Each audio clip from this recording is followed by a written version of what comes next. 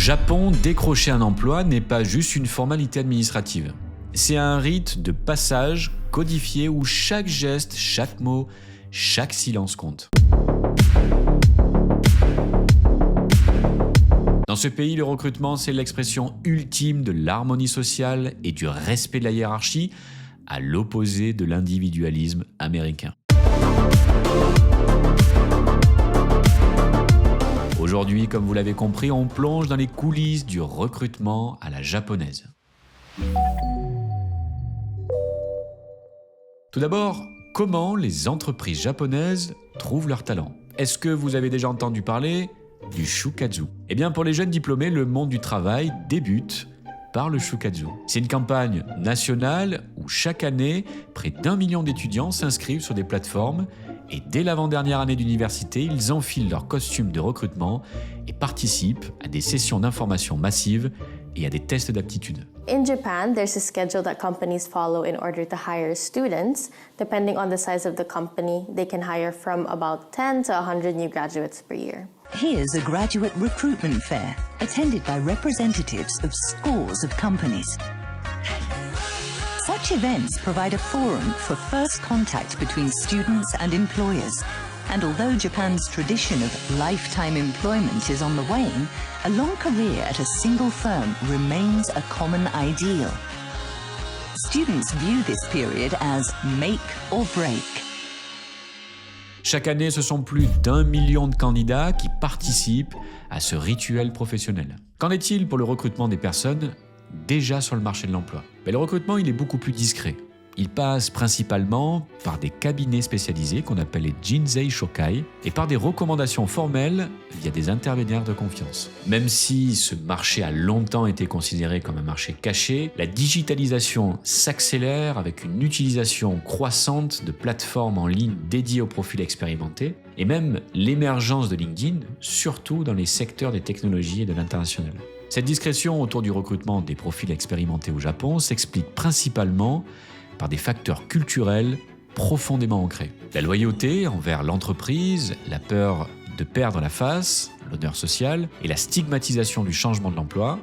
Au Japon, quitter son entreprise est souvent perçu comme un acte de déloyauté ou d'échec, ce qui peut entraîner une perte de statut social, voire une marginalisation dans le nouveau poste où l'on reste parfois considéré comme un outsider sans réelle perspective d'évolution. Ces valeurs, bien que toujours présentes, évolue cependant rapidement. Le déclin démographique et la pénurie de main-d'œuvre incitent de plus en plus les entreprises à valoriser les profils ayant plusieurs expériences professionnelles, notamment dans des secteurs en forte croissance comme la tech ou l'ingénierie. Cette pression sociale incite à la plus grande discrétion, tant du côté du candidat que des entreprises. On privilégie les démarches par cabinet spécialisé ou recommandations formelles pour éviter que l'intention de changer de poste ne soit connue dans son réseau professionnel et personnel. Avec une petite nuance au sein des startups nippones où avant 35 ans, il faut avouer que changer de travail devient de plus en plus accepté. Ok, maintenant on sait comment les entreprises se connectent à leurs candidats. Mais quels éléments les candidats fournissent aux entreprises pour les convaincre? Le dossier de candidature japonais est, comme vous vous en doutez, ultra standardisé. Dans les entreprises traditionnelles, le Rirekisho, le CV manuscrit acheté en papeterie, inclut photo d'identité, état civil, parcours scolaire depuis l'école primaire et les hobbies. In Japan, most companies ask for a photo to be submitted with the application. Okay, please come in and have a seat. This salon also offers an ID photo service. That's it. Good. Just one more. The hair and makeup stylists ensure that everything is perfect for the shoot. From dozens of photos, the client selects her favorite. The photo is touched up to eliminate any skin blemishes. To further improve the photo's impact, the eyes are made larger and the corners of the mouth are raised. All in all, such sessions take 2 hours and cost about 12,000 yen. Such is the importance of the right photo for your application. Aujourd'hui, l'utilisation du Rirekisho manuscrit est de moins en moins courante, la plupart des candidatures se faisant désormais en ligne, sauf pour certaines petites entreprises ou dans des secteurs très traditionnels. Mais au-delà du CV, les sociétés soumettent un document à leurs candidats qui s'appelle l'Entry Sheet. L'Entry Sheet est un document central du recrutement des jeunes diplômés au Japon. Contrairement au simple CV, il comporte des questions ouvertes qui varient selon chaque entreprise et visent à sonder la personnalité et la motivation du candidat. After choosing a company, the next thing students must do is prepare their application. If you botch that, you won't even get an interview. You have to write about your strengths, accomplishments, personality and character, as well as why you want to work for that company. Students with no experience of the working world must consider their future life path and self-analyze to win over recruiters with their application. This is no easy task. Parmi les questions fréquemment posées, on trouve, par exemple, qu'aimeriez-vous accomplir après avoir rejoint notre entreprise? Ou alors, raconter une expérience où vous avez relevé un défi important à l'université? Ou encore, question du type « Décrivez vos 3 plus grands épisodes de vie ». The interview-based assessment is very probing. Why did you apply here? What do you want to do? How will your experiences help? They get asked all these things. It's an interrogation, isn't it? It is. We asked them why they wanted to work for us, what they hope to accomplish, what dreams they wanted to pursue. So we were looking for both ability and motivation. Certaines entreprises demandent aussi aux candidats de se définir par un seul kanji. Bon, kanji n'a rien à voir avec notre chanteur national. Un kanji, c'est un caractère d'origine chinoise utilisé dans le système d'écriture japonais. Chaque kanji représente une idée ou un mot et il existe plusieurs milliers de kanji différents.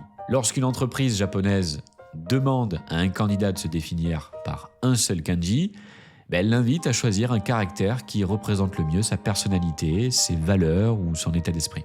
C'est un exercice symbolique. Le candidat doit expliquer pourquoi il a choisi ce kanji précis et en quoi il reflète son identité ou son ambition professionnelle. Cette pratique permet aux recruteurs d'évaluer la capacité d'introspection, la créativité et la cohérence entre l'image que le candidat lui-même et ce qu'il souhaite projeter dans l'entreprise. En bref, l'Entry Sheet est conçu pour évaluer la capacité d'introspection, la cohérence des valeurs personnelles avec la culture de l'entreprise, la persévérance face à l'adversité et la motivation réelle du candidat à rejoindre l'organisation.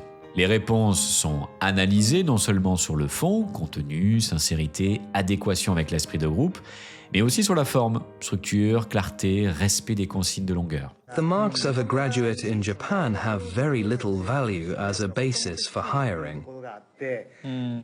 This is a problem for Japan. The reality is that Japanese university students, once admitted, make little effort to get high marks in their classes. Looking at their grades tells you little about their abilities. So, although university marks don't offer a way to assess applicants' abilities, companies have to rate them somehow. Unlike in other countries, here they base their whole assessment of the applicant's abilities and mentality on the interview. Ici, la forme et la rigueur du dossier comptent autant que le fond. Bref, c'est un petit peu l'opposé du CV créatif à la française. Mais alors, est-ce que cette batterie de tests suffit à faire une sélection des candidats? Bon, vous doutez bien que si je vous le demande, la réponse est non. Le processus de sélection, il est ultra méthodique. Les tests écrits sont une étape incontournable du processus de recrutement, surtout pour les jeunes diplômés. Ils comprennent des épreuves de logique, de mathématiques, de japonais, d'anglais et de culture générale, avec en particulier le test SPI, le Synthetic Personality Inventory. Le SPI évalue à la fois les capacités cognitives, raisonnement verbal et numérique, et la personnalité via des centaines de questions sur les comportements et les valeurs du candidat.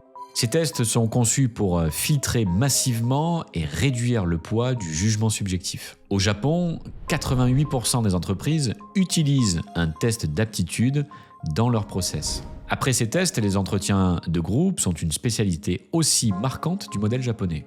Plusieurs candidats débattent ensemble sur un sujet donné, sous l'œil attentif des recruteurs qui sont présents autour.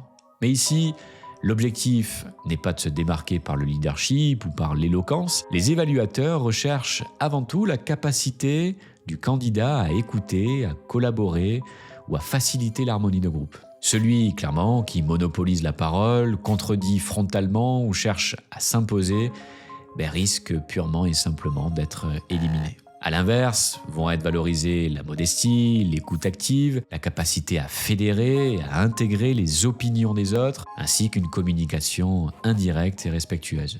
L'esprit de groupe, c'est la base de la société japonaise. C'est un concept qui est inculqué aux enfants dès leur plus jeune âge. En effet, le petit japonais va vite apprendre que l'individu dépend des autres et tant qu'il est conforme aux normes, il ne risque pas de briser cette harmonie. Donc une personne qui est un petit peu hors norme va rapidement être exclue, méprisée et ou moquée. Et c'est pour cela que la population se préoccupe beaucoup des qu'en de l'image qu'on peut renvoyer.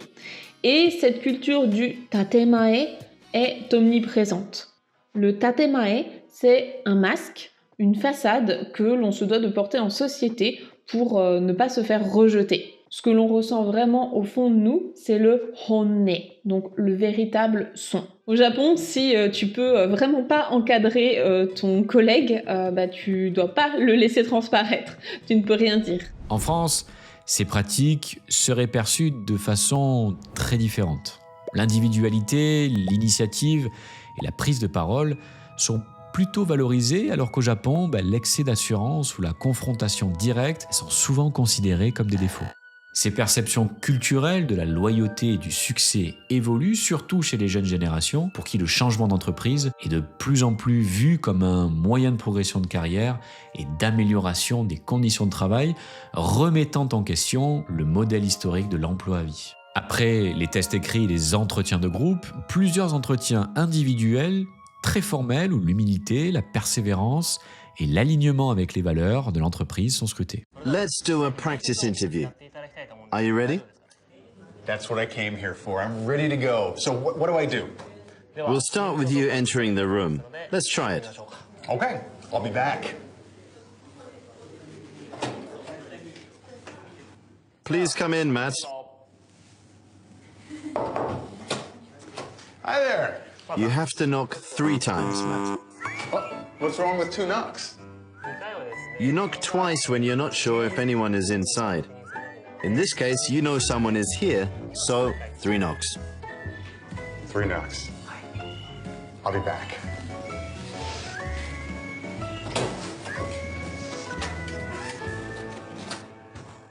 Please come in, Matt. Hi there. I'm Matt. Nice to meet you. Nice to meet you. Well, let's get started. Well, I'm afraid you got it all wrong. Uh-oh. Matt's first no-no was his entrance. You should bow politely after opening the door and stepping inside. The next mistake was sitting down too hastily. You must not sit until invited to do so by the interviewer. Now let's have an actual student job hunter give a demonstration.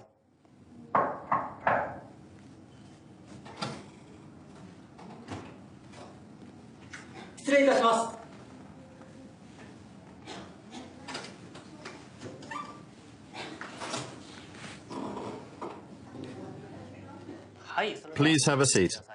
本日はお願いいたします。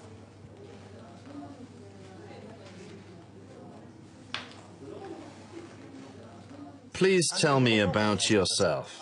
はい、私が学生時代に最も頑張ったことは、アメリカに留学をしていた際に参加した現地でのインターンシップです。This school provides exhaustive instruction on etiquette and skills to make a good impression on an interviewer. You sat with your knees too far apart. And keep your back straight. That's better. Well, you sure did better than me. This whole shukatsu thing is pretty complicated. It really is. I'm finding the job hunting process very taxing, but I'm doing my best to land a good job. Ça y est, les recruteurs ont sélectionné leurs talents, mais maintenant, à quoi ressemble l'offre qu'ils font à leurs candidats ? L'offre d'emploi, le Neitei, est souvent donné 6 mois avant la prise de poste et y renoncer est très clairement mal vu socialement. Le Neitei est la promesse d'embauche formelle faite aux jeunes diplômés japonais. Le package proposé dans ce cadre est très standardisé. Il inclut un salaire de base mensuel, l'assurance santé, la cotisation retraite, l'assurance chômage, l'assurance accident du travail et généralement 10 à 15 jours de congé la première année, à savoir que la première année, les Japonais prennent généralement très peu de jours de congé sous l'influence de la culture du présentéisme qui est très présente sur le territoire. L'intégration des nouveaux collaborateurs se fait lors de la cérémonie Nyōsasuke. Tous les nouveaux sont accueillis ensemble le 1er avril, puis suivent une formation commune, symbole d'appartenance au groupe. Enfin, le contrat inclut une description du poste, restant volontairement large car l'affectation précise peut évoluer après la période de formation commune à tous les nouveaux entrants. People don't really have specified job roles. Okay. Right? If you're a new hire, you're just a new person and your role is kind of like it's given to you. Yeah. Right? You don't know what you're doing Yeah. until it gets assigned to you. Yeah. Right? In the rest of the world, companies usually hire specialists based on your previous experience and major in university for a designated position. While in Japan, there's a concept of generalist or sogoshoku. So companies hire based on personality, your values, and how well you fit into their company. Une enquête publiée en mars 2025 montre que 72% des nouveaux employés japonais se déclarent satisfaits de leur entreprise et c'est même un taux qui augmente d'année en année. Cependant, l'autonomie des nouveaux collaborateurs reste quand même assez faible la première année. Mais alors, quelles sont les plus grandes différences, en tout cas les différences les plus flagrantes avec la France? L'intégration est collective, ritualisée et l'appartenance à l'entreprise prime sur la mission individuelle. Chez Scaler, on accompagne les dirigeants dans la structuration de leur recrutement et ces méthodes japonaises, ça me fait réfléchir sur nos propres pratiques de recrutement en France. Ce que je trouve vraiment puissant au Japon, ça va être leur rigueur sur les dossiers. Le fameux entry cheat, tout le monde le remplit. Je pense que ça, c'est pour le coup une super leçon d'équité. Tout le monde est sur la même ligne de départ et on juge sur pièce. Mais bon, soyons honnêtes, notre culture du CV, un peu plus perso, de la lettre qui sort du lot, je pense quand même aussi qu'elle a du bon. Elle permet justement de pouvoir déceler des étincelles, des styles, une personnalité qui va se défaire des autres, qui ne rentre pas forcément dans les cases. Et ça, c'est aussi une richesse quand même, je pense. Ensuite, l'entretien de groupe à la japonaise, où on te note sur ta capacité à écouter, ça pour moi, c'est quand même un rappel super important. On a tellement de tendance en France à vouloir être celui qui parle le plus fort, celui qui a l'idée la plus brillante. Leur méthode nous rappelle qu'une équipe, ça marche d'abord parce qu'on sait construire ensemble, parce qu'on sait écouter. Bon, après, il ne faut pas non plus jeter notre modèle à la poubelle, bien évidemment, c'est pas l'objet du propos. Chez nous, en tout cas en France, on valorise celui qui ose, celui qui prend les devants, qui challenge un peu. Et pour innover, il faut ça aussi, il n'y a pas de secret. Et enfin, leur intégration collective, le Nyōsasuke. Là, clairement, il me paraît évident qu'ils ont une longueur d'avance pour créer un esprit de corps. Au Japon, t'es pas juste le nouveau, t'es le membre de la promo de l'année 2025, 2026 et autres. Ça, clairement, je pense que ça doit créer un lien de dingue dès le départ d'intégration. D'un autre côté, en France, on te donne les clés du camion beaucoup plus vite, je pense, qu'au Japon. Le poste, il est clair, on te fait confiance directe pour prendre tes responsabilités. Et bon, c'est vrai que cette autonomie rapide, comme marque de reconnaissance, c'est quand même pas rien non plus. Donc au final, dans ma conception, l'idée, c'est pas de dire on doit tous devenir des recruteurs japonais, mais c'est plutôt de se demander qu'est-ce qu'on peut aller piocher d'intelligent chez eux. Et je pense que du coup, dans ce cas-là, peut-être un peu de leur rigueur, peut-être un peu plus de justesse, un peu de leur sens du collectif pour être plus soudés, tout en gardant notre grain de folie et notre goût de l'initiative. En gros, le meilleur des deux mondes. Et vous, quel est votre avis sur les pratiques de recrutement au Japon? Ce contraste culturel est souvent un choc pour nous Français. On découvre que dans ce système, la carrière, elle passe pas nécessairement par la performance individuelle ou l'éclat individuel, mais par la capacité à préserver la cohésion et à accepter sa place dans un ensemble. C'est aussi pour beaucoup une leçon de collectif unique où la réussite du groupe prime sur la réussite personnelle. Bienvenue donc dans l'arène du recrutement japonais. Si vous êtes dirigeant et que vous cherchez à mieux recruter, découvrez notre méthodologie sur scaler.co. C'était Laurent, à bientôt sur Scaler.